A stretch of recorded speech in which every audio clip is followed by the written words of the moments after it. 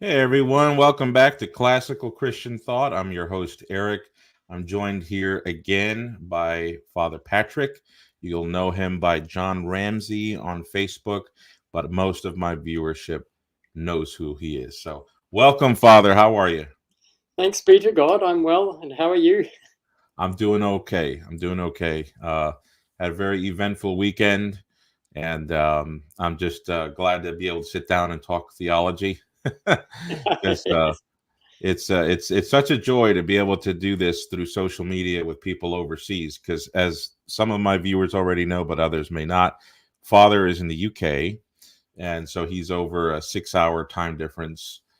It's 2 o'clock in the afternoon here in Florida, but it's 8:06 over there, Oh, I believe, it's right? actually it's been only 5 hours, so Oh, it's 5 hours, okay. 7 p.m. So which is but better, but Yeah. still. Anyhow, so the title for those listening and tuning in, understanding the See of Peter in Patristic History. This is going to be a part two.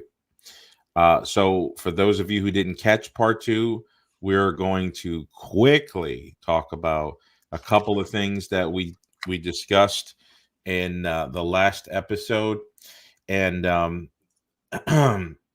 move on from there. I think I want to say that maybe we could look at a couple of comments, if you don't mind, Father. I'll share my screen to see some of the people who commented on the previous video. It might be useful to, because you know how it is when you see the comments and people took you to say one thing, and it's like, oh my goodness. Um, so Yes. let me pull up the video from last time, so we can get a look at how some people were understanding the message that we were trying to portray last time. So let's see here. Okay, I got it going up. And also, Father has a book which explores this topic even further, kind of within a bigger subtitle of deifying relations in ecclesiology. But that link to that book will be under in the show notes for this show, and also for the show that I'm going to be sharing on my screen. So here we go. Share screen. Let's see. Understanding. Okay. Um, there we go. Okay. So let's go to some of the old. Let's go. Okay, top comments. All right. So somebody said this is the best version of the Eastern Orthodox position I have heard. There you go. You don't always get comments like that. Um, Excellent content and discussion, Eric, with Father Patrick. Let's look and see. Very educational. Such a good discussion. I'm trying to find. I think I saw somebody raise a question. Let's see. Okay, Andrew. Um, this just complicated things for me even more. The Catholics are at least recognize the Orthodox. Okay, so he's talking about something that's not really relevant. Um, let's see. Comments, excellent content. Okay, I think there's one person here. Would Moscow be considered Third Rome in Eastern Orthodox ecclesiology? I guess we can get to that, but really, the whole gist of where we're going with the last episode is that the church had a certain format in regulating its government that aligned with the royal powers, and we spoke about the three main cities: Rome, Alexandria, Antioch, and eventually Jerusalem, and then ultimately Constantinople. There's just so much to talk about, and it's going to be too much to, you know, re say everything that we said in the first episode. But we've picked up on, we spoke about the Council of Nicaea, which the sixth canon speaks about the ancient customs. And then we spoke about the Council of Constantinople 381, which doesn't make a lot of sense, the third canon, unless we've got a framework where Constantine's, he travels to Byzantium, establishes the city of Constantinople as the imperial throne, the capital of the empire. And as a result of that, things about old Rome become valid and operative in New Rome. And some of my listeners are familiar with that canon. It gets more traction in historical talk when we look at the 28th canon of Chalcedon. I think that's where we were left off last time. So why don't you tell us a little bit about Canon 28? What's it doing? Because it refers to the third canon of the Second Council. But what is the 28th canon? How does it relate to this whole idea of the chair of Peter and the imperial chair as well? Right. Well, first thing I think I wanted to just note is, I think when it comes to Constantinople, it's not so much that Constantine made a capital city as such. It's the identity with Rome, that it's the same capital as Rome. It is Rome. No, I think that's the most important part. It's not because it's a capital as a capital. It is because it is Rome. It's Rome because it is a capital. It's not Constantinople doesn't receive its privilege because it's a capital. It receives it because it is New Rome or Right. Rome. And so I think that's really important distinction to get. It's not about the church conforming or changing with the changing political things. It's a specific thing where, because of the identity of Constantinople as New Rome by their legitimate emperor, then because it is Rome, it carries the same privileges as given to Rome by the apostles, because it's Rome. Of course, it should have what the apostles gave to Rome. So that is the logic of there. And we see this in Canon 28. And I think, as I said, many people get confused by this thing. It's just like, oh, it just follows the political powers. No, St. Leo's quite right. It doesn't. It's precisely because it's identified as Rome, which makes it interesting. Otherwise, Constantine had no right to have this particular power. And you see this as in Canon 28. So they've reaffirmed the canon of the 150 fathers of the Second Ecumenical Council. And I'll just read out what I've got here. Who became, during the Emperor Theodosius the Great of pious memory, who became the Emperor of the Imperial City of Constantinople, otherwise known as New Rome, we too decree and vote the same things with regard to privileges and priorities of a most holy church of the same Constantinople and New Rome. So you'll notice I keep reinforcing New Rome. And as Canon 3 does, it also says New Rome. And this is in keeping with the fact that the fathers, naturally enough, granted the priorities to the throne of Old Rome. Well, which fathers? Where do we get this giving of this? The only people who've given this are the apostles, Peter and Paul. We don't see it in the First Ecumenical Council, for example. It affirms, well, it doesn't even discuss Rome. It just sort of discusses Alexandria and Antioch and reference to Rome, but it doesn't actually give any powers to Rome. So when they talk about the fathers here, they must be talking about the apostles. Granted the priorities of the throne of New Rome on account of her being the imperial capital. In other words, Peter and Paul went to Rome as the imperial capital for very good reasons, that this is the city to which all roads lead, to which all eyes look, and it's for the first church of the churches. It's the best place to be, so everyone can see it. It has the best communication. It's the best witness to the world. It's a symbol of the Church of the Gentiles as a break from Israel, from Jerusalem. So they choose the capital of the world capital of the Gentiles. And their worldview, that was the world capital. I mean, it doesn't mean that was the literal universal capital of all the world. It was a symbolic capital, even though you have Chinese empires and Persian empires. Nevertheless, as far as the Mediterranean is concerned, it was the chief city of the Gentiles. So, yes, it makes good sense that the priority of the churches follow this, so that it gives the witness to the nations. So anyway, so it says that, and motivated by the same object and the aim of the 150 most God-beloved bishops have accorded like priorities to the most holy throne of New Rome, not Constantinople, New Rome. And again, they are following the 150 fathers are following the decision of the apostles. We give it to Rome because it's the capital. Oh, now Constantine has made this New Rome. It's also Rome. Therefore, the intention of the apostles that Rome was to have those priorities. Therefore, Constantinople must have it.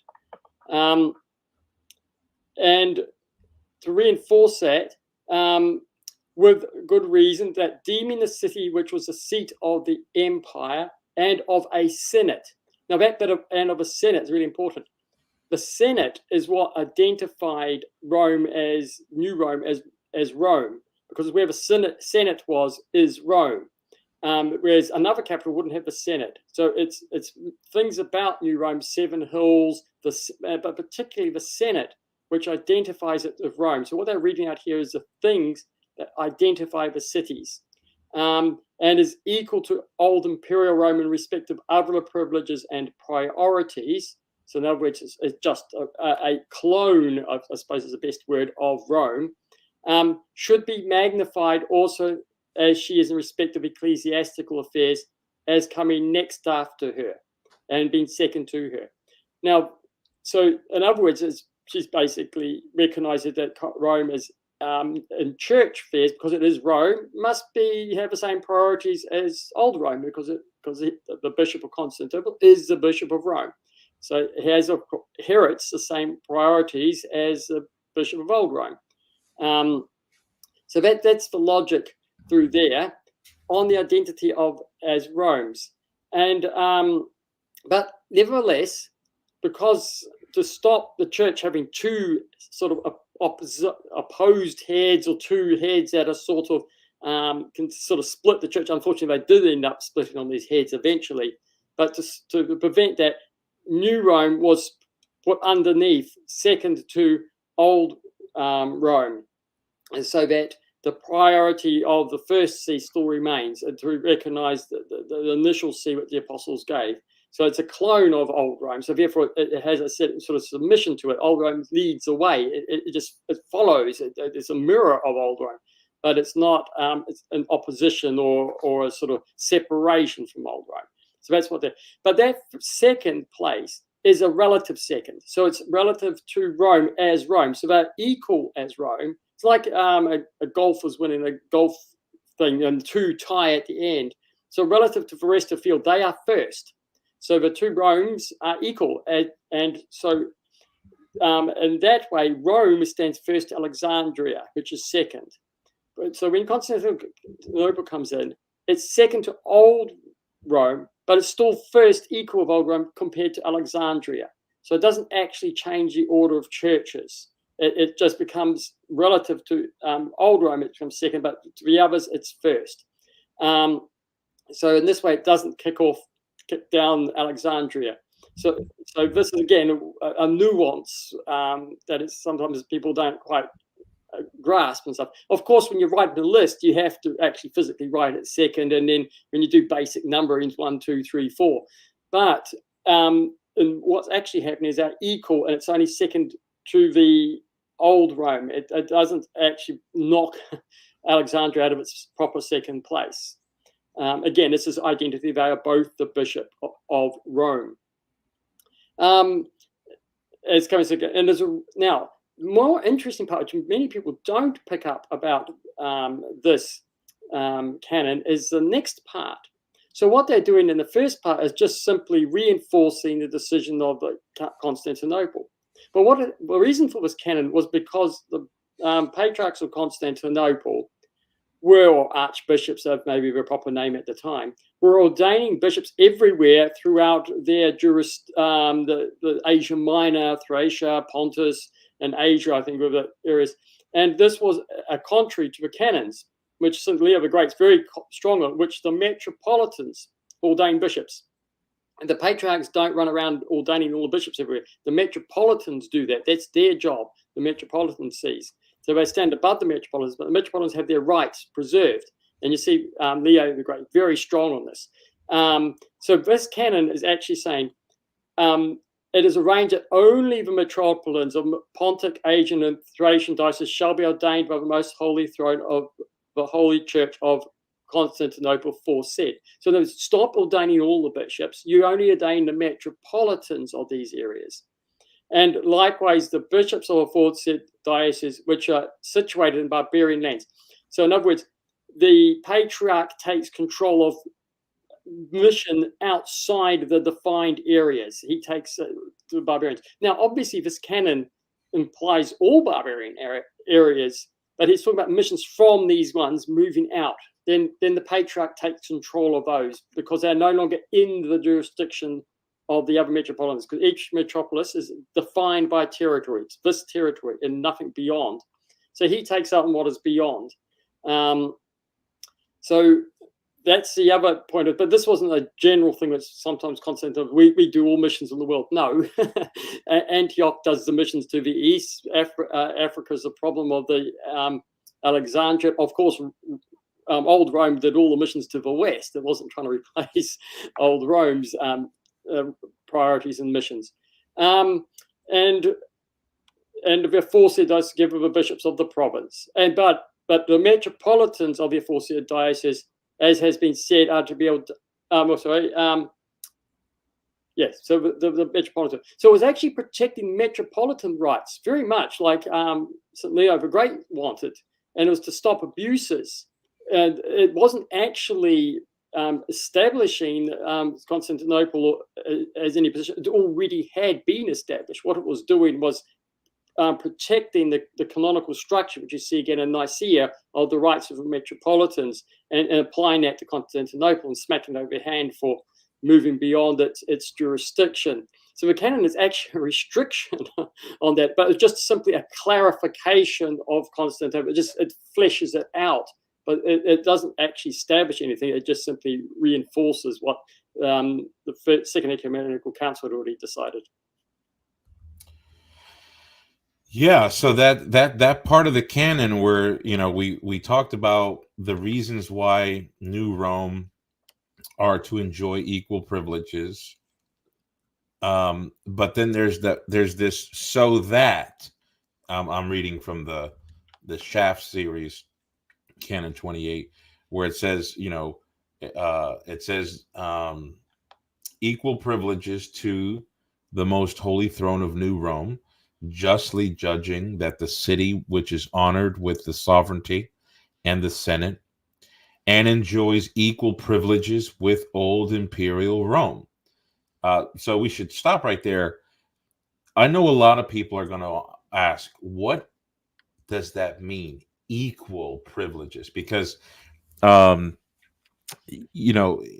goes on to say that Constantinople's ranked after Old Rome, or New Rome is ranked after Old Rome. But then there's this equal privileges, equal priority.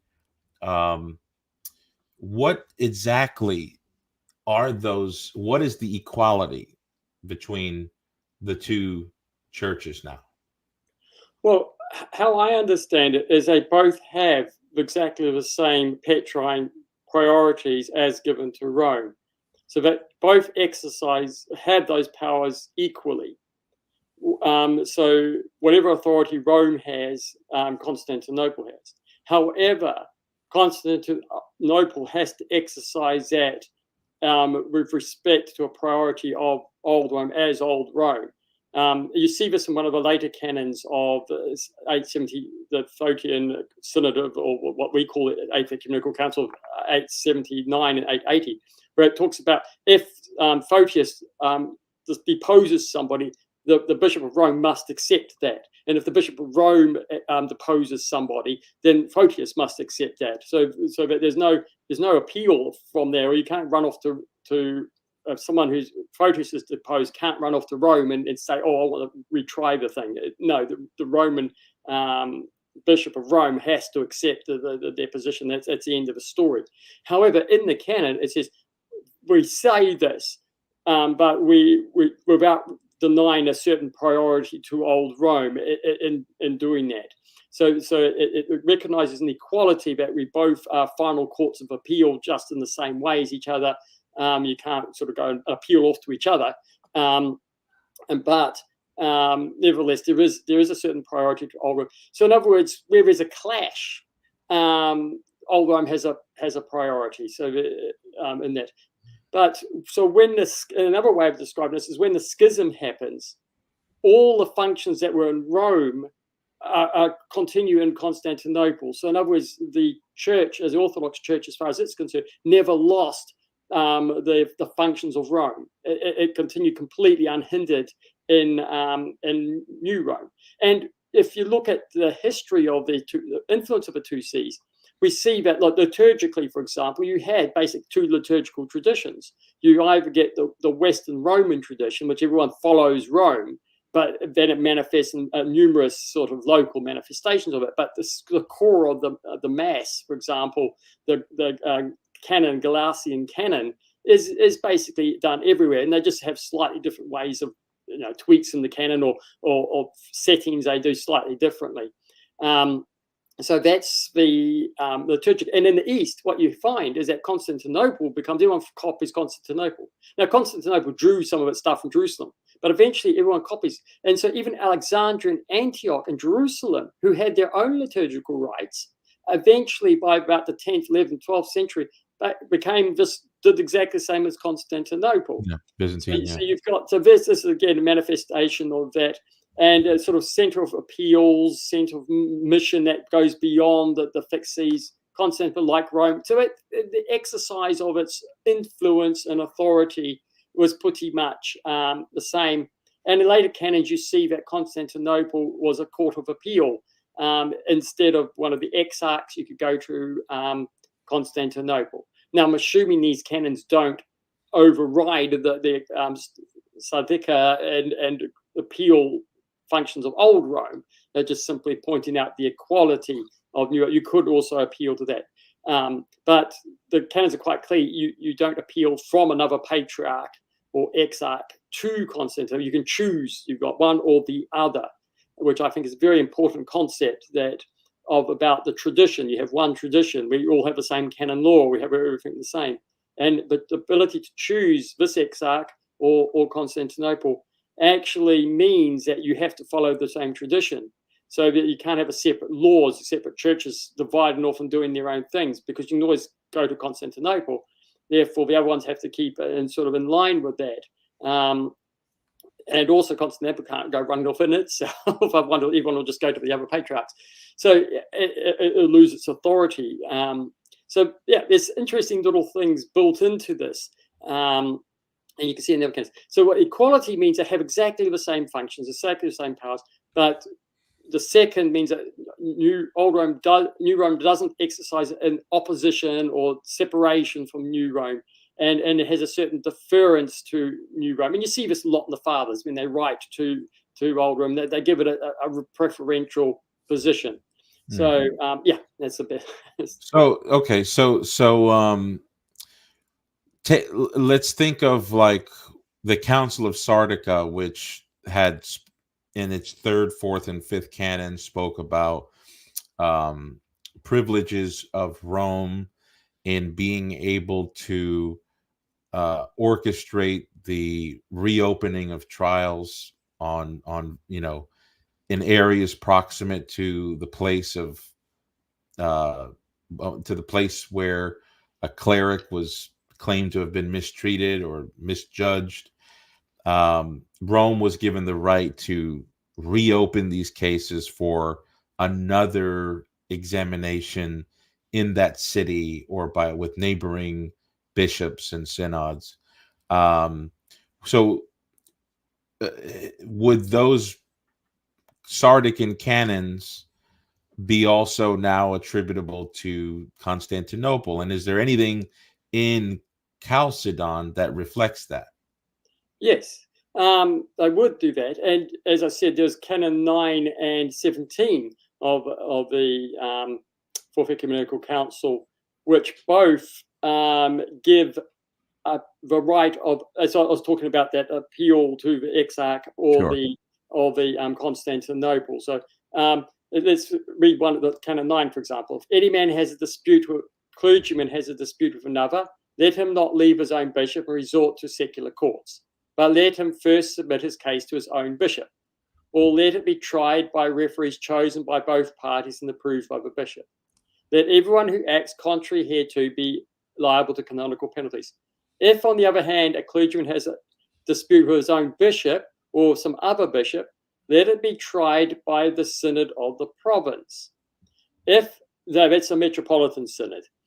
If any bishop or clergyman has a dispute with a metropolitan of the same province, let him apply either to the exarch of the diocese. Now, the diocese was a collection of metropolises. It's not the Roman diocese is a much bigger unit than what we used to say now. It says, or to the throne of the imperial capital Constantinople, and let it be tried before him. So, in other words, if there's a dispute with the metropolitan himself, obviously he can't be on the synod hearing his own case. Then the case goes to Constantinople, or if there's an appeal to that, so then they can appeal to Constantinople to retry the case. So this is exactly the same as Sardica here. Here's a case or things, you go to Constantinople as a court of appeal. Yeah. So for the viewers here, he is referring to Canon 9 of Chalcedon, which is right here.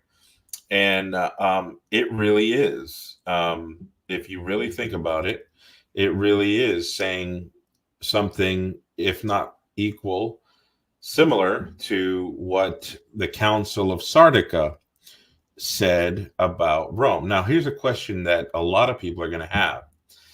Is this referring to any bishop anywhere? Like, for example, if a bishop in England felt like his metropolitan and the synod,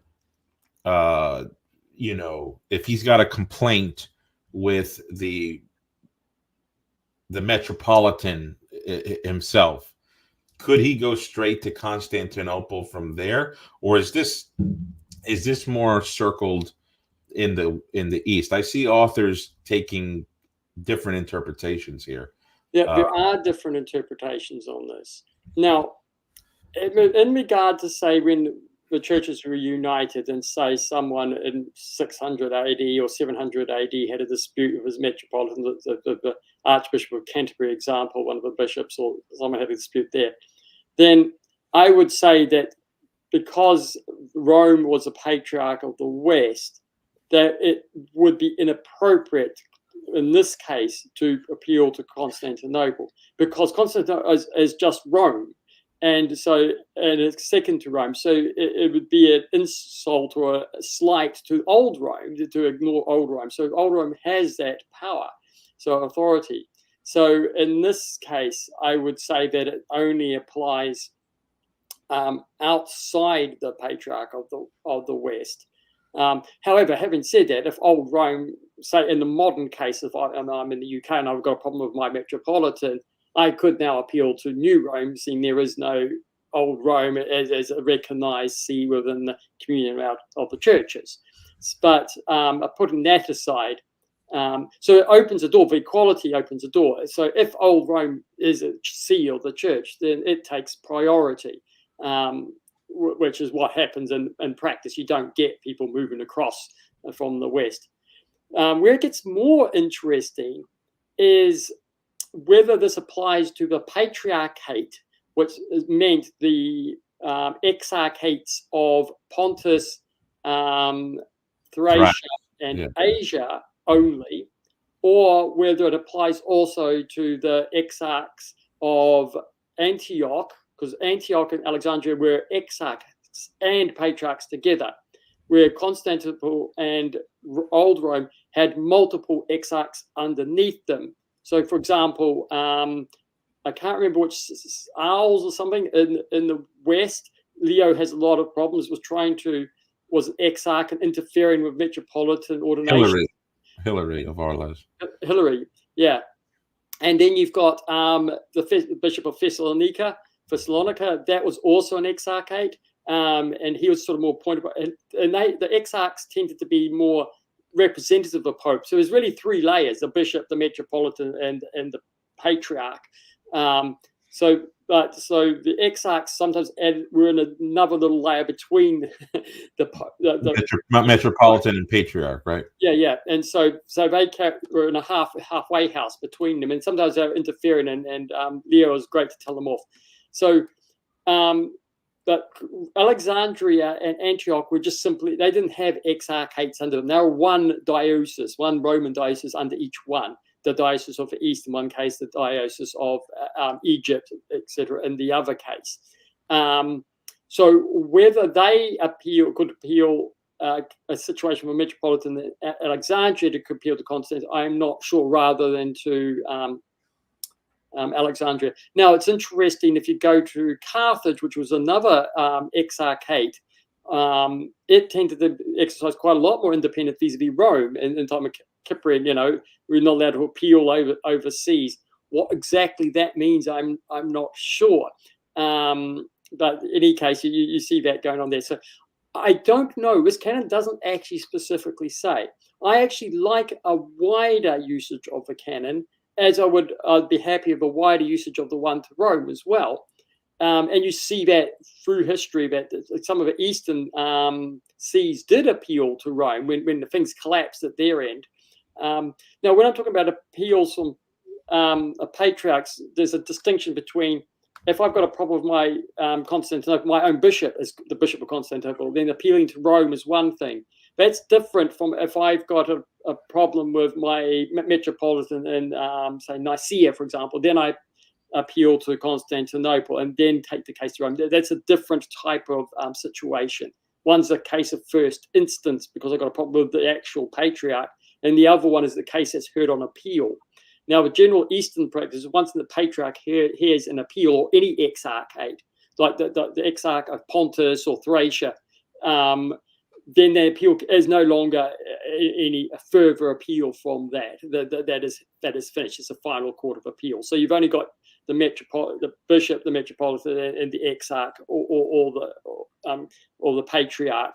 You can't have any further appeals from that if you've appealed it, and which is true in Rome as well. And the Council of 879 to 880 reinforces that. Once appeal has gone to Constantinople, you can't overturn it by going to Rome. It's close. It's a closed case.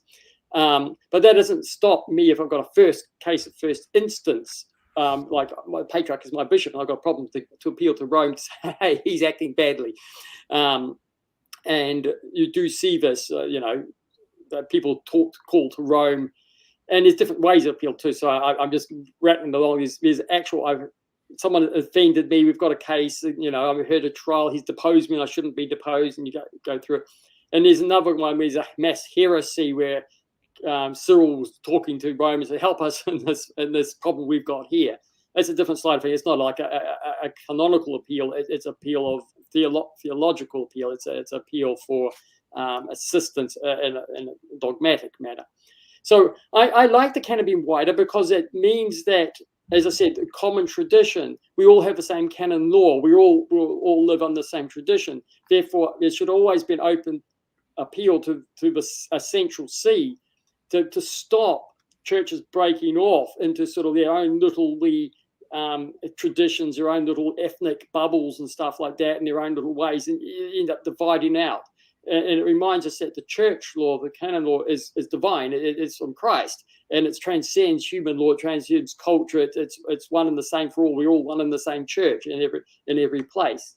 So I like the wider one, but I can see an argument for it maybe being just applying to Pontus, Thracia, and Asia as such. But my preference is the wider field because I think that helps with the unity of the churches.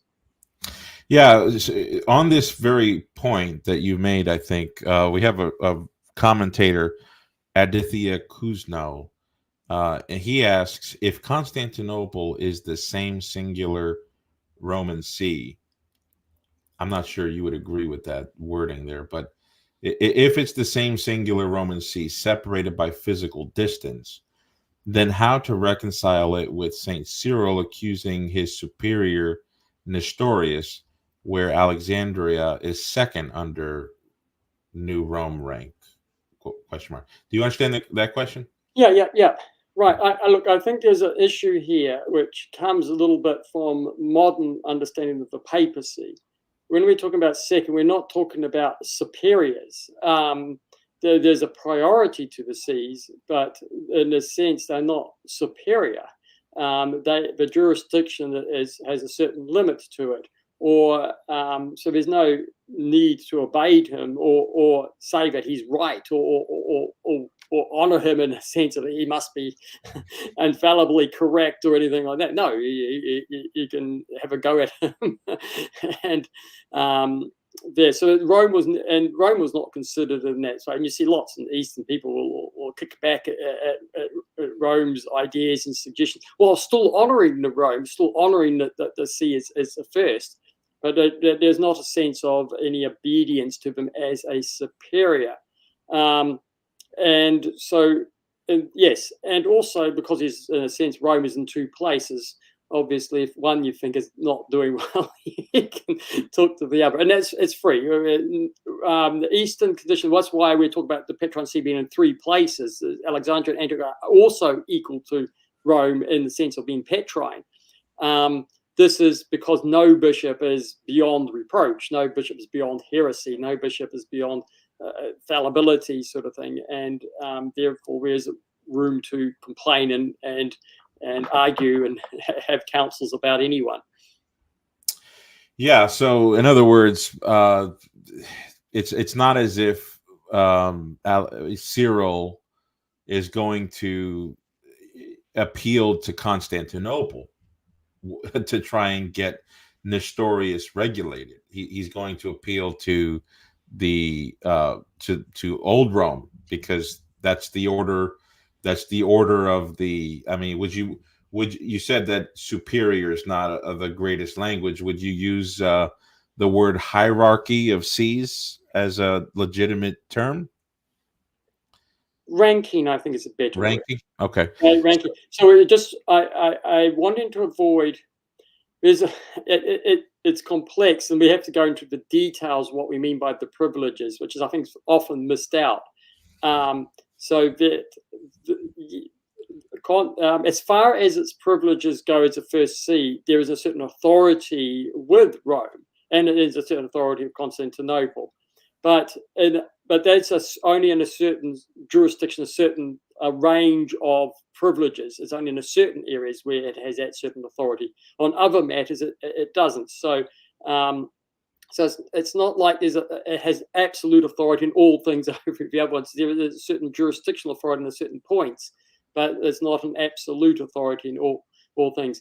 But there's definitely a ranking. Rome was first, and of course, as you said, it's natural to go to the chief see to see, and there's a certain authority that goes with that, even vis-a-vis Constantinople and Alexandria. But there's a limit on that authority. So as long as we understand that there's a certain limits on those authorities, and that's where the split, that's the core matters of the split, is where we talk about limits. But anyway, yeah. It goes because it's a first see, and it has a certain authority. In a sense, it is a superior see, but it's not in the sense that the superior in an absolute sense in obedience in all things, and you're sort of submitted servants. So there's a sense of equality too. We're equals to each other, but you're my older brother, so I give you priority as my elder brother. You have a certain authority as my elder brother over us because you're first. Sure. But at the same time, we are equal as brothers, and you're not here to boss me around. Right. So when this comes to, like, Catholics and Orthodox, a Catholic is going to want to ask, um, does first millennium Rome, with like the Orthodox popes, uh, that would be considered within the true church from the Eastern Orthodox perspective, uh, does do we have evidence that Rome understood this equality of privileges, in the sense, because some authors, because we made a note how there's different interpretations. Father Richard Price, for example, in his book, in his translation, and he has a joint commentary with two other scholars on Chalcedon. He thinks that the equality of privileges is not referring to universal scope, but only a regional primacy in the East, where, in other words, old Rome was a patriarchate. It was above exarchate level. We call it patriarch now. And so Constantinople should be elevated to patriarchal status in the East. But that correct me if I'm wrong, but that sounds slightly different than what you're saying. It is different, and it wouldn't be justified in what I'm saying. The only justification for Constantinople having any patriarchal power at all is its identity with Rome. So either it's all equal to Rome, or it's not. It's nothing. It just sort of has a title of honor sort of after Jerusalem, as Leo says. It actually has no ecclesiastical function. It just simply has an honorary positioning or ranking. So, because the only reason it can have any ecclesiastical faith is because of its identity with Rome.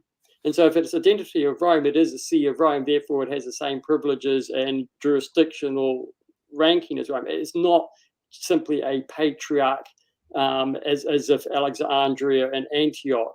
It is Rome. So, yeah, they would destroy the whole logic of the fathers if you were to suggest anything less.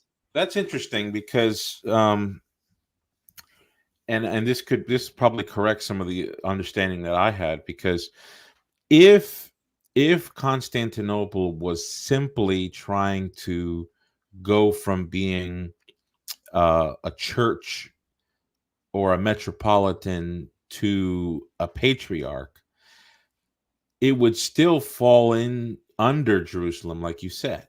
There would be no reason to put it before Alexandria, unless there is some kind of a closer mirroring to Rome, the old Rome.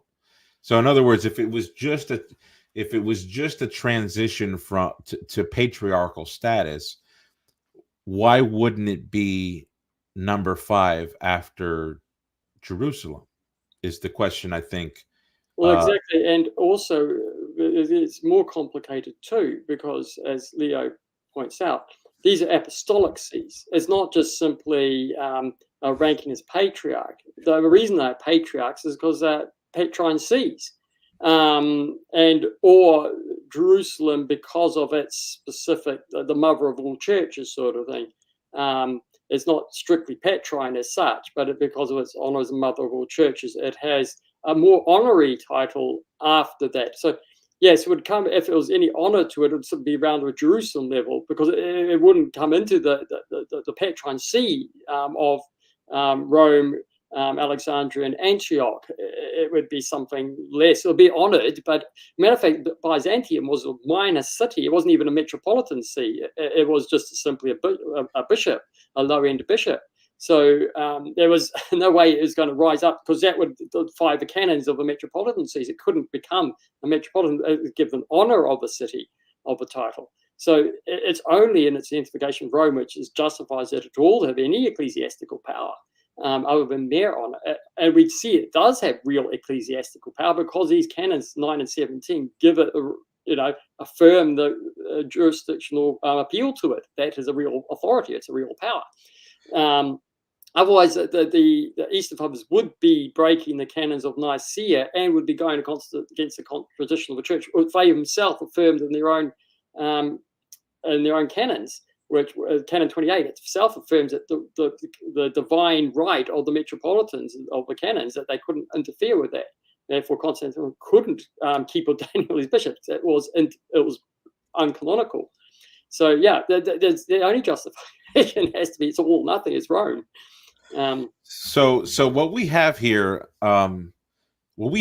is basically the privileges of old Rome that are hinted at in the sixth canon of Nicaea 325, privileges that are canonized at the Council of Sardica on the matter of appellate jurisdiction, right? Privileges that are recognized by the Second Ecumenical Council, because at the synod in 381 in the imperial city of Constantinople, the third canon recognizes the first place of Rome.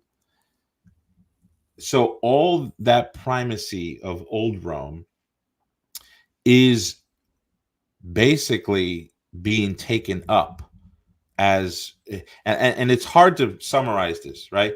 It's hard to summarize it because sometimes the way I describe it, often you'll find a quibble with a word I use.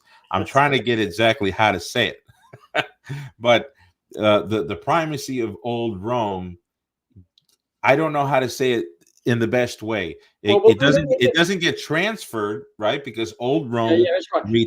old Rome retains it. I'll give a suggestion how we could talk about this. If we go back, I like to talk about the powers of old Rome the powers of Rome reside in the throne of Rome. Now, not something that's passed on from pope to pope as if a personal power. There's not a personal power that it's sort of a grace that comes on a heap, because the one pope dies and then the next is elected and ordained by the elected bishops and the cardinals as such. Now, the power doesn't reside in the cardinals, because then they could get the pose of a pope and just have a synod of cardinals, because they have the power of the pope of themselves as cardinals. So it's not a power, sort of a grace that passes on from pope to pope or resides in the cardinals or anything like that. So the only way we can ground the power is in the throne. So in other words, it belongs to the throne. Whoever is the bishop appointed to that throne has the privilege. It belongs to the city. So it belongs to the throne of the bishop who's ever the bishop of that city. So the Bishop of Rome has those privileges, because as soon as he is ordained for the throne, or moved onto the throne, transferred onto the throne, whichever way you want to get it now, office mostly it's now transfer rather than ordination of strictly. It should be an ordination of the archdeacon or one of the presbyters of Rome onto the see. It shouldn't be a transfer. That's uncanonical. But hey, modern life, both east and west, we're doing that all the time. So. Yeah. So whoever sits. So when he's on the throne, he has the authority of the Bishop of Rome. He exercises. So Constantinople, because it is Rome, the bishop, and he sits on the throne inherits the same authority. The authority that resides in the throne of Bishop of Rome also resides in the See of New Rome. It's the same authority. So whoever is appointed the bishop of the See of New Rome also has all those powers which Peter gave to the throne of Rome. So they're both exercising the same powers, because they're both sitting as bishop of the See of Rome. Yes. Okay. Now, I have this question. I know some people listening will have this question. What was the cause and effect of this?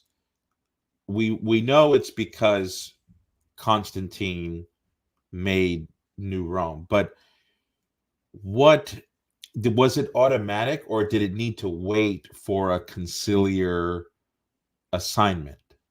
In other words, was it an ontologically immediate result of Constantine's elevation of the city to New Rome, de facto, ipso facto, or did the elevation to New Rome still need to wait for the church to decide that privileges of old Rome will accrue equally to New Rome? Do you understand what I'm asking? Well, I think yes.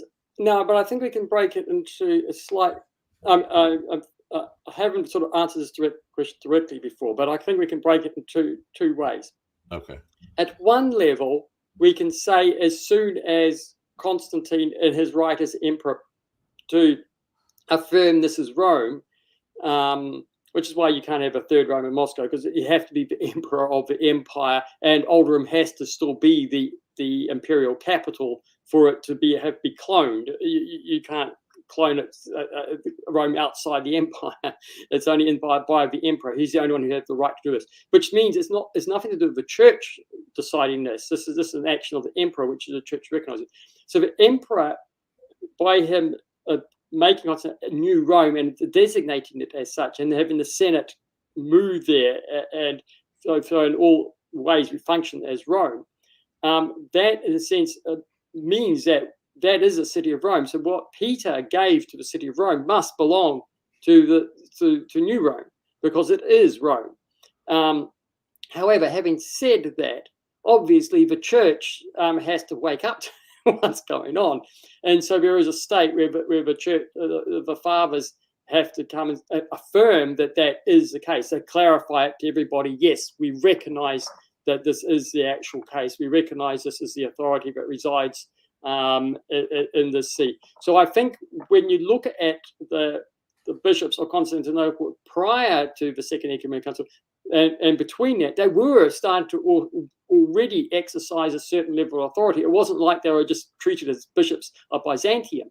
When they had the Second Ecumenical Council, they were at a position of leading it, honor and stuff like that. So the see had already, in fact, de facto, had been exercising a jurisdiction beyond its original canonical jurisdiction as Byzantium. So I think in the Second Ecumenical Council, they effectively affirm that and reinforce that and make that clear to everybody, so everybody knows that that's what's actually happened. So I think there is a case where there's an automatic part, but there's also a case where the fathers, the bishops, have to sort of recognize and affirm it, and so everybody is on the same page. So there is a sense in which it was an immediate result, but it didn't become part of like binding economic law of the church until the church wakes up to it, or realizes what the consequences of that new Rome being. I'm just trying to make sure, because you basically said it's both. It's both an immediate result, and it takes time for the bishops to realize. I think it's sort of like, perhaps I'd say that the actual authority kicks in straight away. So it's not like the fathers sort of give the authority, because authority is given by Peter to Rome. But what the fathers, the bishops, are doing is recognizing that is actually what has happened. That recognizing their case, so they're affirming that is actually what's happened. That power is correct, and that this is the divine will, etc., for this to be case. Because obviously people go, well, what's going on? Why is he claiming this and that? So it's just to tell everybody, look, that is the case. So we're not giving the power per se. They are recognizing that the power is that which Peter had given to Rome is now exercised also by the Bishop of Constantinople. Yeah, so in a sense, it's divinely originated in the Petrine foundation. So it can't be that Constantinople I gave Constantinople its primacy, because that would contradict the whole continuity of what you're talking about, right? So in a sense, it does have to be an immediate result from, it would have to be an immediate result in order to maintain the divinity of that position of Rome. Is that what you're saying? Yes, because the what kicks the power in is the identity of New Rome with Old Rome as the imperial. It's identified according to the imperial capital. So once that identity, and that's Constantine does that, but Constantine had no idea what the ecclesiastical effects were going to be. He's not trying to do anything other than just run his empire. But as soon as he had done that, then it was like, oh, well, actually, now this for the church, this suddenly means if we keep our logic of the church right, that this guy, that the Bishop of Constantine is now the Bishop of Rome, and therefore he has the authority given by Peter and Paul, to the Bishop of Rome. Yeah, no, I that makes sense to me. That brings coherence to the matter. So where was I going? Okay, yeah. So that was the first question was, is it an immediate result or was it a result of the canonical? So Canon 3 and Canon 28, those are not investiture canons. Those are not canons that are giving Constantinople primacy. Those are recognizing the primacy. Yeah. Now, Canon 3 sounds more like it's giving. It says, let the Bishop of Constantinople, however, have priorities honor after the Bishop of New Rome because of its being New Rome. Now, that may actually not be conferring anything. It's just simply recognizing the order that because it is New Rome, that it tucks in second to Old Rome. Because it could be arguments, where does it sit in the hierarchy of things because of the situation? So it's just affirming its relationship to Old Rome, which actually makes more sense of that canon to speak about second too. It's actually a restriction canon. Say, well, you're equal, but no, we are putting you second. To the Bishop of Old Rome, and just as Canon 28 is also protecting the canons by restricting the effects of Constantine. So what's happening here is the canons tend to be seen to me as not so much instilling anything, and the same with Nicaea with regard to Alexandria and Antioch. It doesn't instill it. It's already given by the apostles. It's just affirming their positions and regulating them. And so this is just saying, look, you're New Rome, but you still have to be second to Old Rome. No, you're New Rome, you still have to let the metropolitans do the ordination. You can't go running off thinking you can do everything you like. No. So in other words, these are almost canons that seem to be saying that the Bishop of New Rome is going a little bit crazy and they're having to rein him in a little bit. Okay, so another question I have, and this one's going into the realm of speculation, but it's still going to be operating with these principles that we've been talking about, where because I mean it wasn't the bishops who elevated the city of Byzantium to New Rome. It was the emperor. So just on a score of speculation, would it be possible for more cities to become equal with Rome and Constantinople? It would have to be. So if it was just simply an imperial city, for example, for residence where the emperor was, which other cities like Milan were for a while, I think Nicaea was for a while, they never changed their positions relative to other sees. They never became patriarchs or anything like this.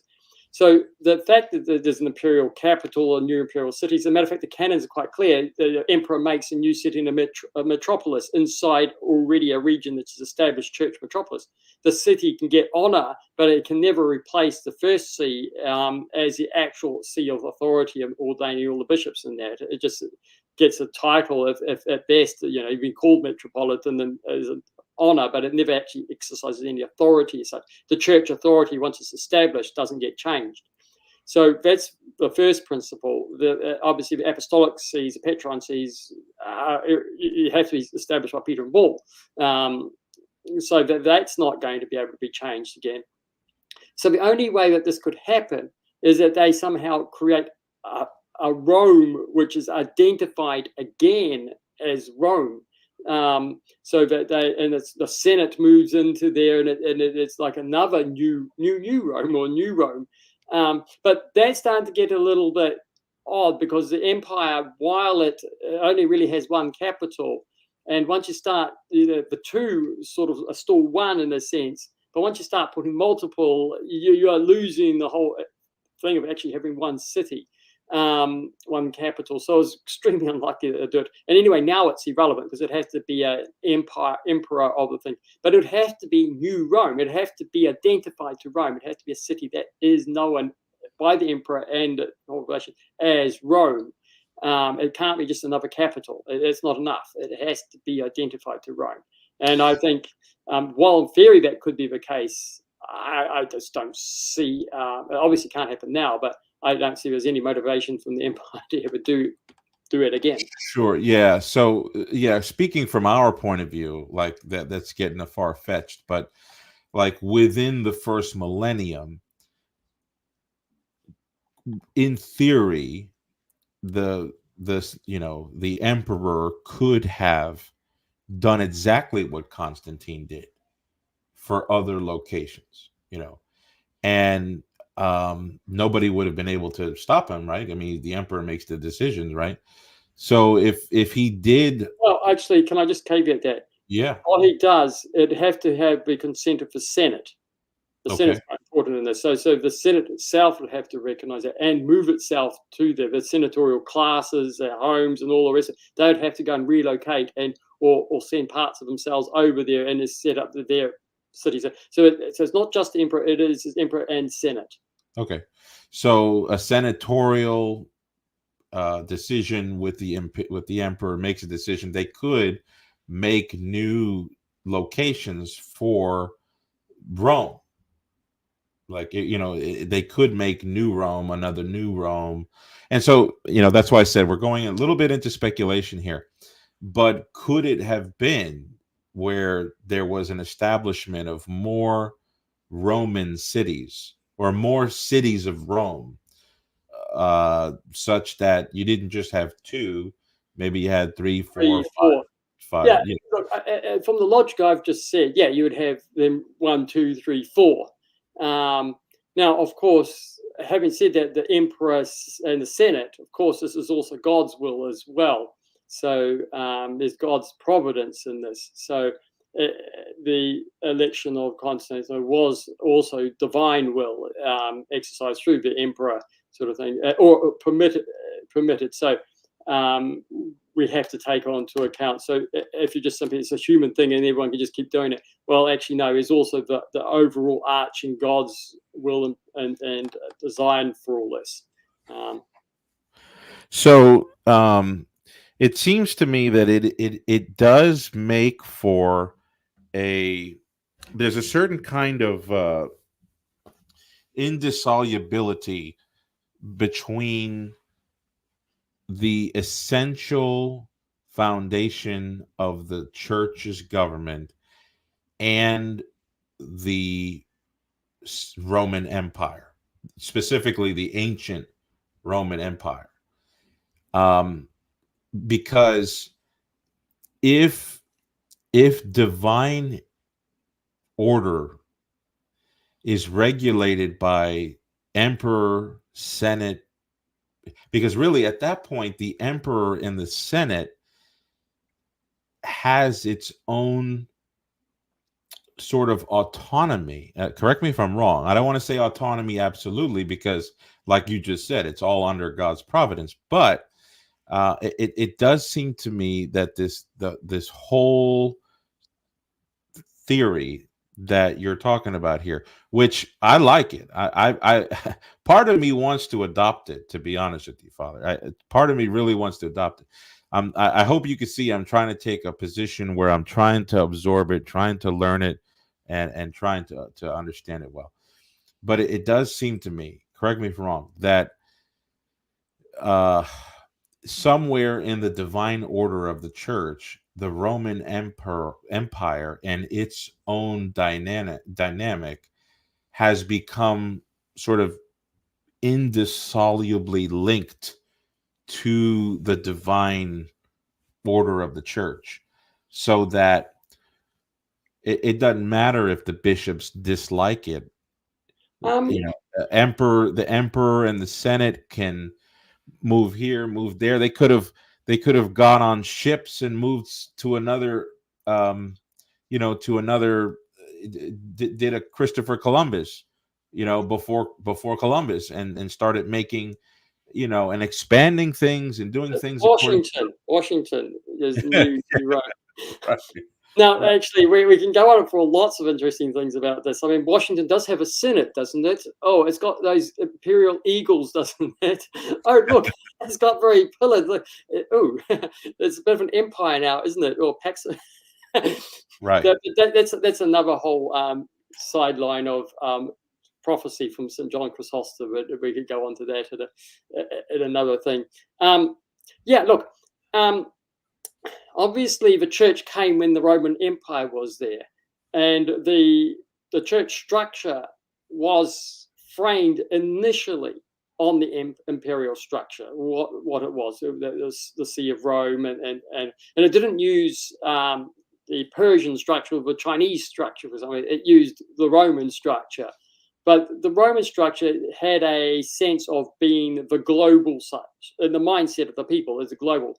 And so when Constantine calls the First Ecumenical Council, people from Persia, Scythia, Germany, they came because they recognized him as a sort of emperor of the world. So there was a sort of an authority, a certain presence, a sort of extension of Roman identity beyond its borders. I mean, even in Ireland, you get the rights of the church still pray for the Roman Empire in the 9th century sort of thing. So even though we're not under the empire, never were, they still have a memory of an empire. And there's a whole fascinating thing about the empire, the Commonwealth, and Christianity, and how the Christian Commonwealth and its identity of the empire is a close connection. However, the church laws are quite clear that the order of the churches becomes, in a sense, traditionalized within the church, and that the emperor cannot, by just making new cities and stuff, change the order of the churches. So while it's mapped onto the original order of the empire, it doesn't keep changing with the order of the empire. So if Rome became basically a backwards city, outside a functioning effect of the empire in the, say, 5th, 6th centuries, though it was sort of brought back in, it effectively failed to be the imperial capital, except in sort of some sort of titular well, nevertheless, the Bishop of Rome stays firmly in the first place. And Antioch, etc., and Alexandria, even though Antioch's moved into Damascus, it's still the Bishop of Antioch. He can't be the Bishop of Damascus and claim the authority of Antioch. It is the authority that was given to Antioch, and it remains, even though the empire has always collapsed. So we can't talk about an absolute connection to the empire. Matter of fact, the canons are quite clear that there isn't a sort of following whatever the empire does. It uses the empire, the church sort of like uses it for its own purposes, and then just sort of detaches itself into its own tradition in its own way. Where it gets really interesting is Rome. And this is a fascinating point, that because Rome is a city, and the identity of Rome as a city is a capital, Peter and Paul went there as the capital city. So this is a marker of Rome as to identify it as a city. It's the capital city. It's a seat of the empire, seat of the Senate. This is what identifies it as a city. With the thing of New Rome, it's identified as the same city. So, as a matter of fact, nothing has changed in the church structure. It's just Rome. That's why they have to recognize the priorities of it, because it's the same city. So this is where it's weird, because yes, the emperor is doing something afterwards, which normally, as Leo the Great says, hey, it's too late now. You can't change your order. But because there was a specific identity of cities here, the church went, hold on a minute, it's the Bishop of Rome. Therefore, right. He has the same, because it's grounded in a city, and the identity is, it's not because it's a city on Tiber, in this geographical position. That's not why Peter Paul went there. It's because of the capital. And so that's what allows that identity across different places. Right. So my basic thing is that's really a unique case. And I would just simply say that while it could be you can make third and fourth, I think for the sake of empire, you can only really have one capital city, as most countries do. I think it would be ridiculous that it's sort of like going on to hypothetical things beyond sense of what's actually going on if they're making 3, 4, 5, 6 of them, sort of thing. Thank you. So I hear what you're saying, where it's not an absolute merging of state and church. But I can't help, and because my mind keeps circling back to this, that yes, it's true that the emperor and the senate cannot revoke the already established primacy of Old Rome, Alexandria, Antioch. Like Leo said, those privileges are eternal in perspective of time, right? But it does seem to me that even if we were just to reduce it to the power to make new capital cities that they understand are new versions of Rome, or maybe get the word versions out of there, new Rome, right? It does seem to me that there is a power in that affects the divine order of the church, because like the second canon of the Council of Constantinople, 879 and 880, the way that you're interpreting it, which is anathemas, or whoever is condemned by the throne of Constantinople, the Church of Rome, Old Rome, has to abide by it, and vice versa. So what that does, even if it's just slightly, is it deprives Old Rome from overturning things in New Rome. And so if you have 3 more New Romes, then you have more deprivations. In other words, there's going to be more limitations. Yes, so having said that, in Justinian, and especially in the East, Rome, Constantine couldn't overturn an appeal to Alexandria, for example, or Antioch. Each patriarch was in a final court of appeal to an appeal to him. It's distinct from a case of first instance, going from him outside to be looked at. But so an appeal to a patriarch of Alexandria couldn't be overturned by Constantinople in any case. It's not a really deprivation in the sense, in that sense, because they already had a limit to you couldn't overturn appeal even of Alexandria in the case of Rome. So could somebody who was condemned by Constantinople, taking from the canon at 879, for example, could somebody be condemned by Constantinople, appeal to Old Rome in order to I think I look again. I'm not sure how many historical cases there are of this. My take is that if, for example, a priest in Constantinople had a problem with the patriarch, then that sort of case could be appealed to Old Rome, to hear it, because it deals with the patriarch direct. It's a case of first instance. And so it's not an appeal to Constantinople which you're asking to overturn. It's an actual dispute within the See of Constantinople, which could then be the priest could appeal to Old Rome. I've got this problem with my bishop, and I think there's probably historical cases where something like that may have happened.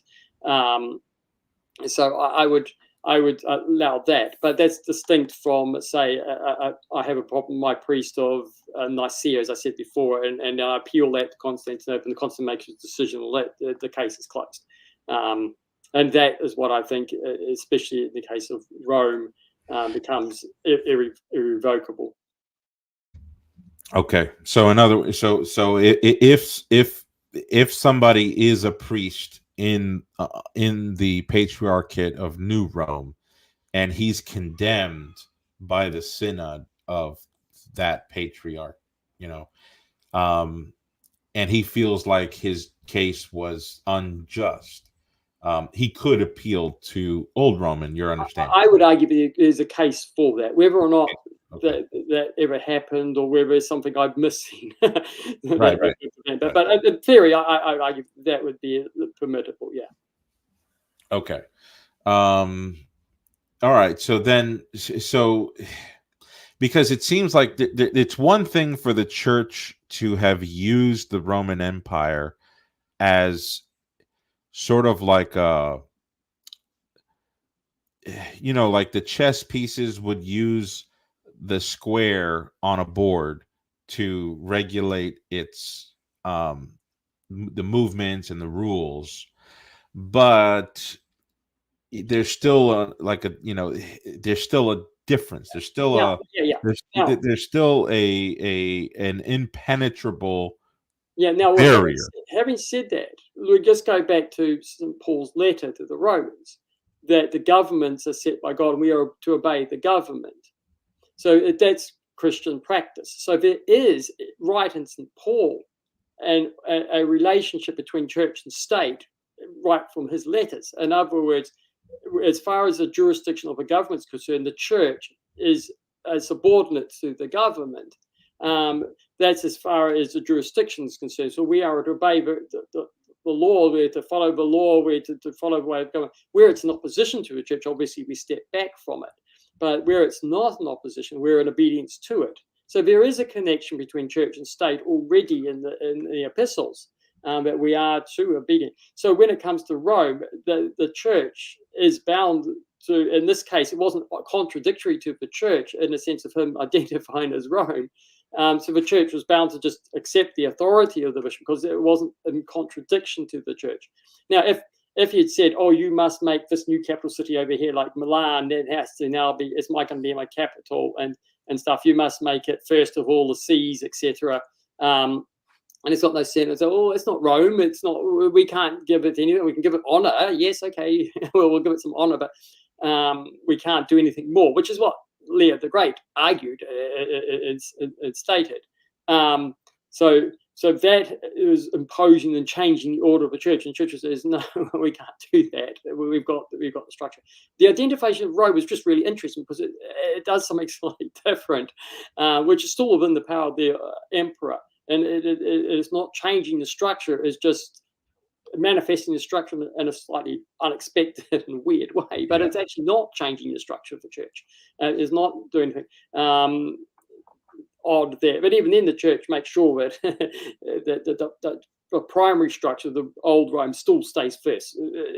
Concept still has to come second to it, for precisely to preserve the structure of the church, even though this other thing was, in a sense, that within the ambit of the emperor. And moving slightly aside, the other area we see this, and where's a similar sort of debate, is when it comes to ecumenical councils. Now, again, this is where in the first millennium, the emperors called the ecumenical councils, and you'll see the popes appealing to the emperor to call the council. They're not transmitting the authority to, oh, could you call it on my behalf? No, they're asking them to do that. And this is a sense of church recognizing the authority of the emperor to use his authority as a secular ruler to command everyone in the empire, the world, to come to the synod. Now, once he's done that, of course, and he can stand as a sort of be present to manage the debate, but he has no voice in the synod. He has no voice to tell what the synod's going to decide. Now, Justinian did have put his finger in the pie as such, and have his, but putting it aside, the bishops decide, the bishops do that, and then the emperor just simply calls them and asks them to tell him so he can declare to the world what it is that the church actually believes. And so he calls them for, if actually emperors like for the iconoclasm called it for their own ends, the council usually became a disaster. So they called it. So there's a distinction of power. So there's a limit where the church recognizes his authority to call it all the pre-bishops from all over the world and beyond the empire, actually, for that matter, to the council. And that is recognized as a something semi-ecclesial because First Ecumenical Council, people from beyond the empire came in that recognition of that power. And at the Seventh Ecumenical Council, of course, the representatives from Antioch and Alexandria came on that authority, but they had to come hidden because obviously they're underneath different rulers. They're under the Arab rulers, and so they couldn't go openly to that. But they nevertheless took the authority as a call to go to the council, and so representatives were sent, even if it was done quietly. So there is something there in the ecumenical councils where there is an authority of the emperor there, which is a secular authority. It's not. He has no right to actually dictate the doctrines of the church.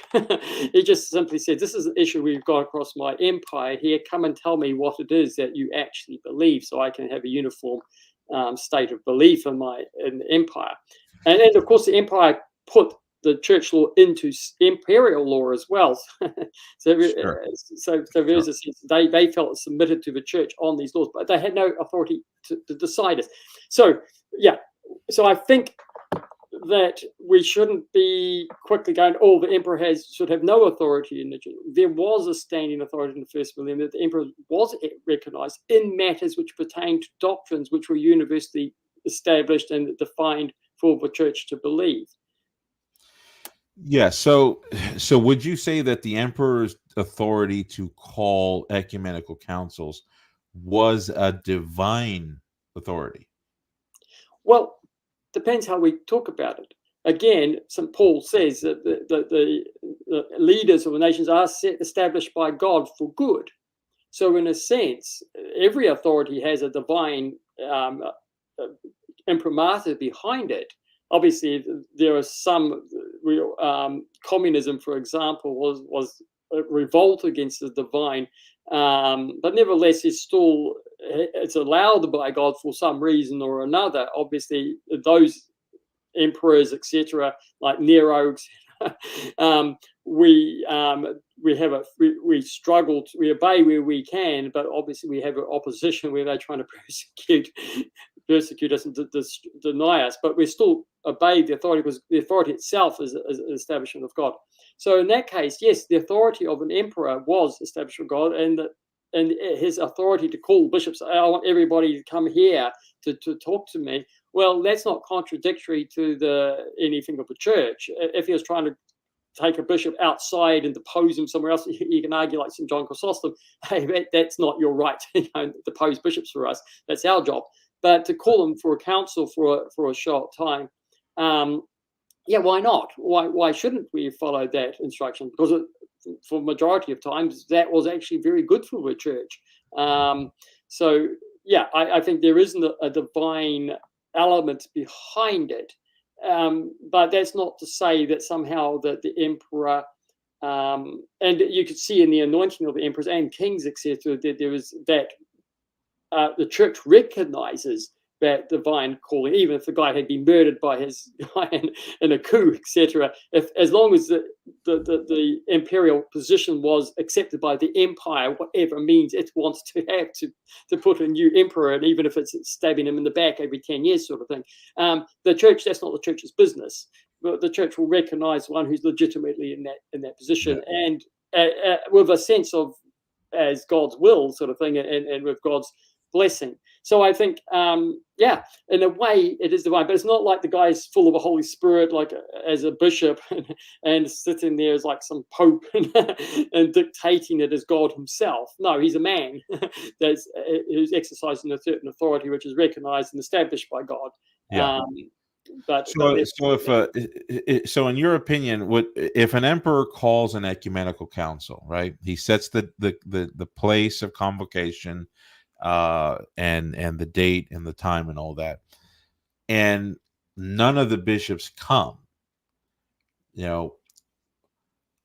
What could we would not say that the emperor could punish the bishops in any way that would affect their ecclesiastical standing.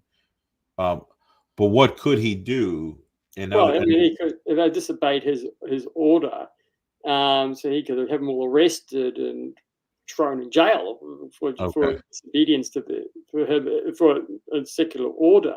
And I don't know what the church how the church objects to that, other than, well, you're trying to call the Ecumenical Council for, like, say, iconoclasm. So I'm not going because you've determined that this is going to be to destroy the holy icons. So I'm not going to be part of that. Okay, then you go down as a martyr, you go as a confessor, etc. So then it depends on your motivation why you don't turn up, and the motivation why he was trying to call the council. So as to the exact culpability of anybody involved in that. But yeah, I mean, obviously he can go and arrest people because they've disobeyed his orders. Right. Now, and he would be it would be within his capacity to arrest the bishops or punish them with fines or exile, whatever. It would be within his capacity to do that. Of course, we would say that would be something offensive to God, for an emperor, especially like let's say, for example, the emperor calls a council because he wants the bishops to dogmatize something that is orthodox, for example, and he doesn't have any heterodox goal, but the bishops still refuse to come, and then the emperor decides to exile them or arrest them or fine them. Would that be an exercise of his divine authority, given to him by God? Well, he is an emperor. He has given a legitimate command. Then the bishops are revolted against that. In other words, if they're doing that, then they're actually revolting against God, because God has stated that we are to obey the rulers and all things that is otherwise good. And so that the bishops are actually in conscience disobeying God by disobeying the order of that, even though it's come through the secular ruler. Nevertheless, we are obliged to obey unless it's contrary to the gospel. So yeah, in the case where it's iconoclasm, no, it's contrary to the gospel, therefore we don't go. But if it's orthodox, what ground have we got? And because the good majority of the bishops are actually pious, want to obey God, they would actually turn up. So it's a sort of a little bit of false hypothetical. But yeah, the emperor, of course, he just get angry as a secular ruler. He didn't go out and arrest him. And my case would be, well, what justification have the bishops got to not be legitimately punished for that? Right. Now, what would prevent a new world power? Like, let's say the United Nations decided to call itself,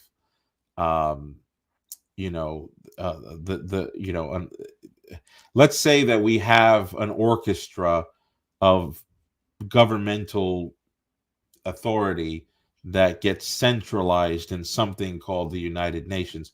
Could they potentially call themselves New Rome on the authority that all government comes from God? No, they wouldn't be able to do that, because they're not the emperors, unless they somehow re-establish themselves legitimate line of emperors from Rome and appointed, proved by a legitimate lineage of the senators from Rome. I mean, obviously that's not going to happen. I mean, there's obviously from Paleologian families now, Greek families who have that lineage, or Comenes or something like that from the emperors. I don't know how many families has got the senatorial class still existing in Constantinople, so perhaps. But apart from it being the will or the establishment of the empire in a way that's so organically connected to the empire, so the legitimate heritage of the empire. In which case, it would just probably re-establish Constantinople or Rome as the as that particular capital, and which is like I think the EU. Well, who is in Rome at the moment? Rome already has the Treaty of Rome. It's already sort of has that sort of position in any case. So unless they were to do that, then we wouldn't identify them as Rome. However, they would still, if they had an authority which is a recognized universal authority, like a central world government sort of thing, then they would have the authority, if they called an ecumenical council of all the bishops of the church to gather and discuss on doctrine, we would have to go. And it would be an ecumenical council. Well, assuming the other things of ecumenical council, such as that it's consistent with the tradition of the church, Right. doesn't change or add or whatever to the church, just reinforces what's always been known, and et cetera, and it's unanimous, et cetera, consent of the bishops. So it could call an ecumenical council, but it can't establish a new Rome. They couldn't establish a new Rome unless it has some way of showing it a proper heritage and continuity of the Roman Empire itself. I see.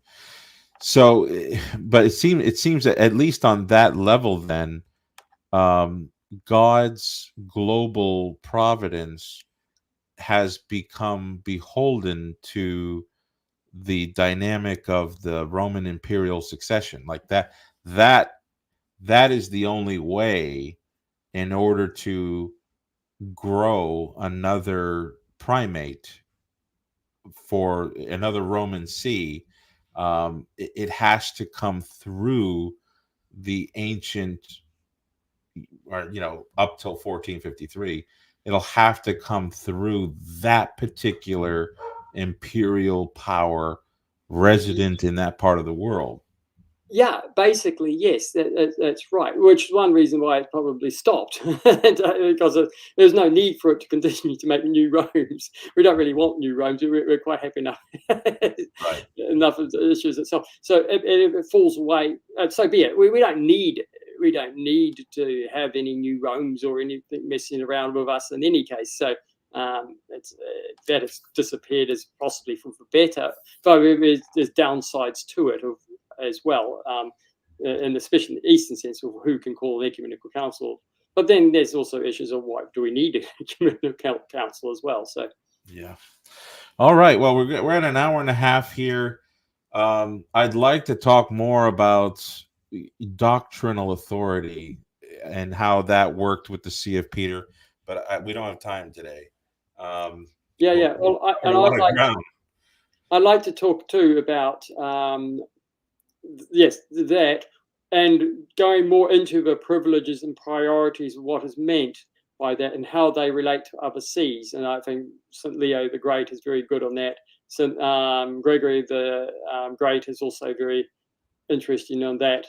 And then there's also, if we wanted to talk about the schism and post-schism, what some of the features of how that has developed, how that's changed, and the conception of the church as well on earth as well. That's another whole interest, because I think there's quite a different conception of what the church is, the church militant as such, for want of a better word, on earth, and what that structure is. I think there's quite a different ecclesiological understanding between East and West as well, which is impact on our modern way of thinking about it.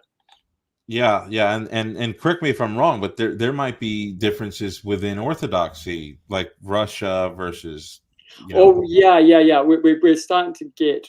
I mean, I'm again speaking of how I understand the ecclesiology of the first millennium, and I believe in the second millennium up until about the 20th century, it was fairly much followed to a large degree, but in the last century. Orthodox churches going into all sorts of churches, sort of all going into all sorts of interesting places, and some of the ecclesiology and stuff which has been said and taught, I think, is going quite off track in two directions as well. So, it's not like, I think it's not been corrupted to a sense where it's destroyed, and you can't see continuity or be continuous. But at the same time, there's the tensions now are really bringing up some great problems, and I think it's a lack of probably grounding in this. Yes, yeah. In all my years talking to Eastern Orthodox folks, I've come across people who say what you're saying only in academic journals. I've never seen like the disputes going on between Constantinople and Russia right now, or in the last 20, 30 years. It all seems to lack this substantial background that you're giving, you know. So I think it's definitely worth exploring. Obviously, we're out of time now. My wife and kids are they're begging for me to go out there, but we covered a lot of ground. So the readers and listeners here, if you want to, look at these councils we've talked about: Constantinople, Sardica, Chalcedon. Um, Rehearse some of these, the Canon 27, Canon 9 and 17 of Chalcedon, and just sort of meditate on what's being said there.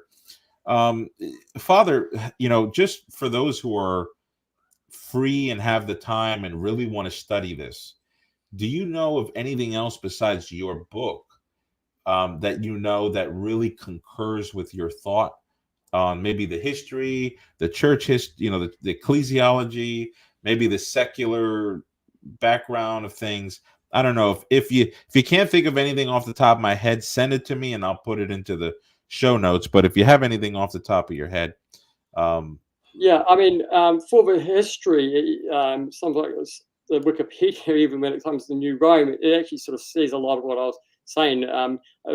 When I was developing my thoughts, as I actually sort of studied that Encyclopedia Britannica, actually looking at some of that and go, actually now I'm starting to make much more sense. So that's actually just drawing on the historical material.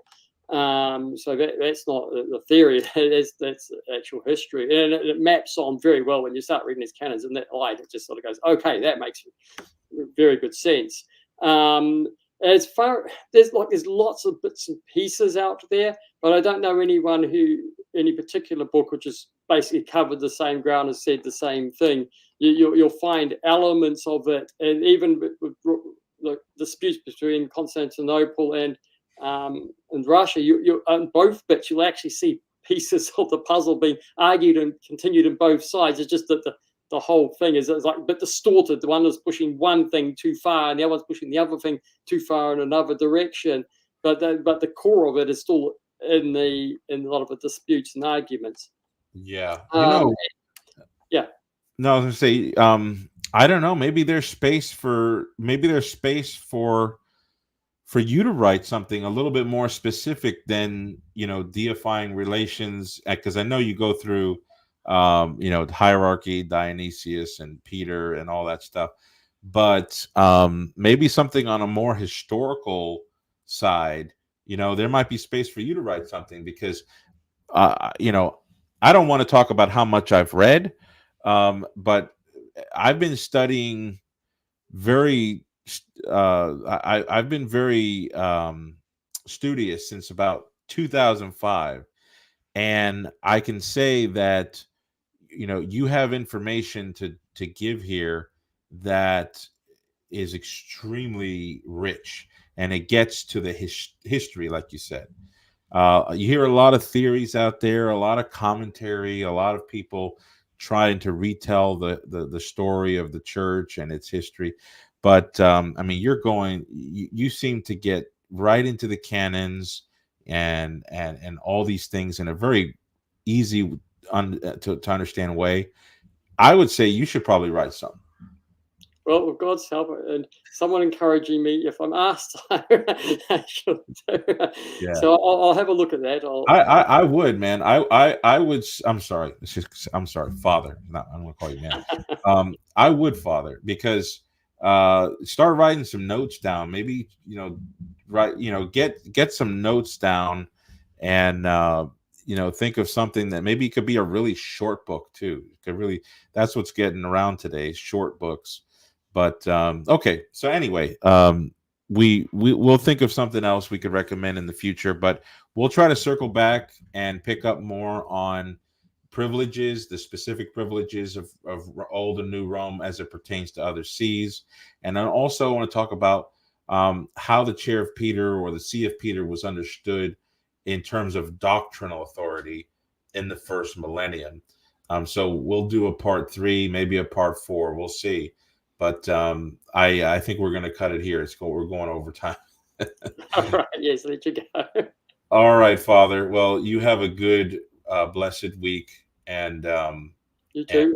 we'll regroup on possibly 2 weeks from now, same time. It seems it works good for the two of us. Okay, well, I'll pencil that in and see you then. And if there's any differences, we can message each other and sort that out. All right, audience. Please like, share, subscribe if you haven't, to give my channel a bigger outreach. And God bless you.